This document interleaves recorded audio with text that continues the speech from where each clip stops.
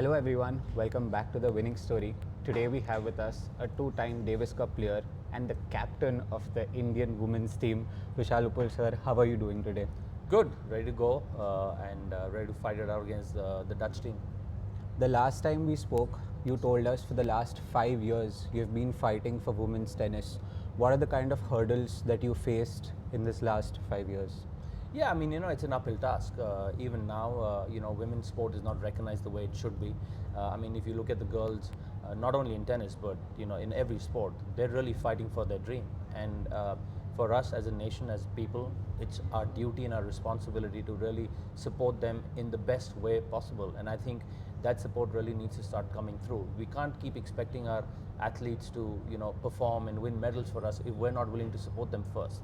You know, uh, like they used to say, it takes a village to bring up a child. Similarly, it takes a whole community to bring up an athlete. And I think women in sport today deserve a lot more than what they're getting, because it's not that they're begging for it; they've earned it, right? They're showing through their hard work, through their tenacity, through what they bring on a tennis court.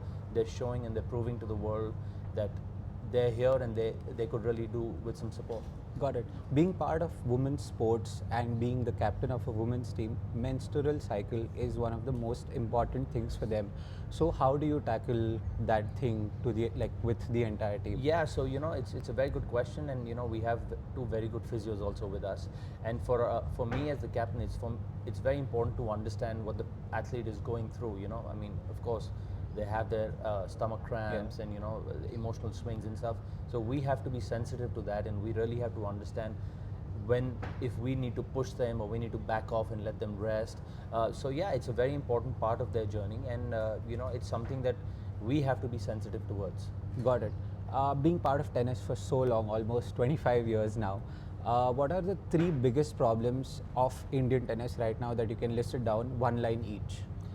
Well, I think the biggest problem for me is the lack of opportunity that our players have, because tennis as a sport has really grown in the country. I mean, there are a lot of tennis courts all over the country now, if you see. But I think our talent is not getting the opportunity it deserves. So I think that is the biggest stumbling block for us. The other problem I think that we often face is our climatic conditions. Sometimes that can be a real um, a problem for us. And the third, I think, sport in general. We're not a sporting society, so sport in general is always, looked down upon even now. So I mean, just to give you an example, if a child loses a tennis match, their first reaction will be, quit tennis. Nothing's going to happen. Got it. But if that same child is getting 40% marks in math, they'll be like, you need to study harder, you need to get more tuitions. Let me get you more tuitions. Yeah. So I think that kind of mindset has to change, for us to really become a more athletic nation. Got it. And I think that is what you're trying to change with the tennis project back home in Gurgaon. So could you tell us more about that, and how are you tackling this problem and making sure that the future is brighter for sports? Yeah, we're doing the best that we can.